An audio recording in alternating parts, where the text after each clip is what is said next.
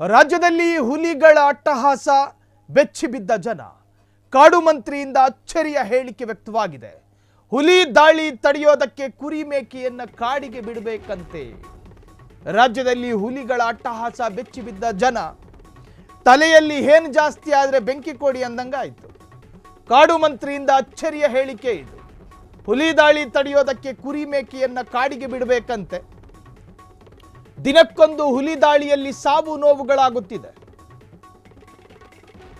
ಹುಲಿ ದಾಳಿ ತಡೆಯೋದಕ್ಕೆ ಅರಣ್ಯ ಇಲಾಖೆಯಿಂದ ಯಾವುದೇ ಕ್ರಮ ಆಗಿಲ್ಲ.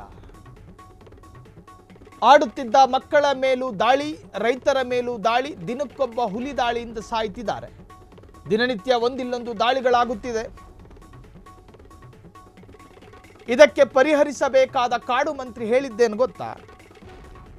ನಾಡಲ್ಲಿ ರೈತರು ಸಾಕುವ ಕುರಿ ಮೇಕೆಗಳಿರ್ತಾವಲ್ಲ, ಅದನ್ನು ಕಾಡಿಗೆ ಬಿಡಬೇಕಂತ.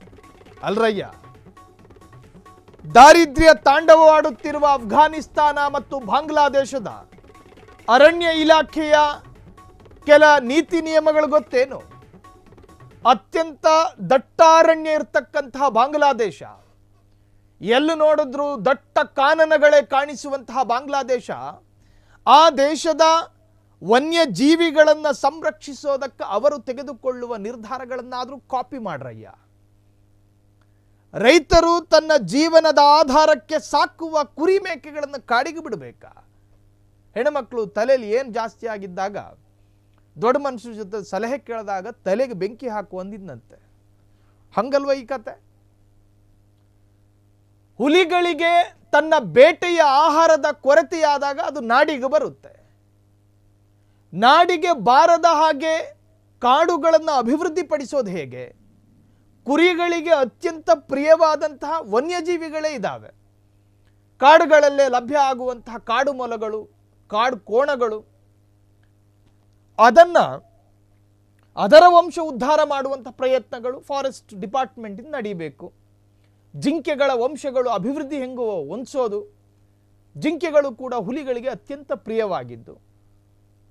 ಗದಗದಲ್ಲಿ ಯಾವುದೋ ಒಬ್ಬ ಬಸಣ್ಣ ಅನ್ನೋ ರೈತ ಸಾಕಿರೋ ಕುರಿನೇನೆ ಹೋಗಿ ಕೊಡ್ಬೇಕಾ? ಕಾಡಲ್ಲಿ ಜೀವಿಸುವಂತಹ ಕಾಡು ಪ್ರಾಣಿಗಳ ವಂಶ ಉದ್ಧಾರ ಮಾಡಬಹುದಲ್ಲ? ಈ ತರಹದ ಪ್ರಯತ್ನಗಳು ಕೂಡ ಅರಣ್ಯ ಇಲಾಖೆಯಿಂದ ನಡೀಬೇಕು. ಕಾಡು ಮೃಗಗಳು ನಾಡಿಗೆ ಬಾರದಂತೆ ತಡೆಯುವಂಥ ಪ್ರಯತ್ನಗಳಾಗಬೇಕು. ಸಣ್ಣ ಮಟ್ಟಿಗಿನ ಪವರ್ ಇರತಕ್ಕಂತಹ ಕರೆಂಟ್ ವೈರ್ಗಳನ್ನು ಹಾಕುವುದರ ಮುಖಾಂತರವಾಗಿ ನಾನಾ ತರಹದ ಯೋಜನೆಗಳೆಲ್ಲ ಇದೆ. ಫಾರೆಸ್ಟ್ ಬೇರೆ ಬೇರೆ ರಾಜ್ಯದ ಫಾರೆಸ್ಟ್ ಡಿಪಾರ್ಟ್ಮೆಂಟ್ನಲ್ಲಿ ತೆಗೆದುಕೊಂಡಿರುವ ಆಧುನಿಕೀಕರಣ, ಇವೆಲ್ಲವನ್ನು ಕೂಡ ಮಾದರಿಯಾಗಿಟ್ಟುಕೊಂಡು ಏನೋ ಒಂದು ಪ್ರಯತ್ನಗಳನ್ನಂತೂ ಮಾಡಬಹುದು. ಆಡುತ್ತಿದ್ದ ಮಕ್ಕಳ ಮೇಲೂ ದಾಳಿಗಳಾಗ್ತವೆ, ರೈತರ ಮೇಲೂ ದಾಳಿಗಳಾಗ್ತವೆ, ದಿನನಿತ್ಯ ಒಂದಿಲ್ಲೊಂದು ದಾಳಿಗಳಾಗುತ್ತೆ. ಇದಕ್ಕೆ ಪರಿಹರಿಸಬೇಕಾದ ಕಾಡು ಮಂತ್ರಿ ಹೇಳೋದು ದಾಳಿ ಕಡಿಮೆ ಆಗೋದಕ್ಕೆ ಕುರಿ ಮೇಕೆಗಳನ್ನು ಕಾಡಿಗೆ ಬಿಡಬೇಕಂತೆ. ಕಾಡು ಮಂತ್ರಿಯ ಈ ಸ್ಟೇಟ್ಮೆಂಟ್ ಒಂದಷ್ಟು ಚರ್ಚೆಗೂ ಕೂಡ ಕಾರಣವಾಗಿದೆ. ಕ್ಷಣ ಕ್ಷಣದ ಸುದ್ದಿಗಳಿಗಾಗಿ ಫ್ರೀಡಂ ಟಿವಿ ಸಬ್ಸ್ಕ್ರೈಬ್ ಮಾಡಿ, ಲೈಕ್ ಮಾಡಿ ಹಾಗೂ ಫಾಲೋ ಮಾಡಿ.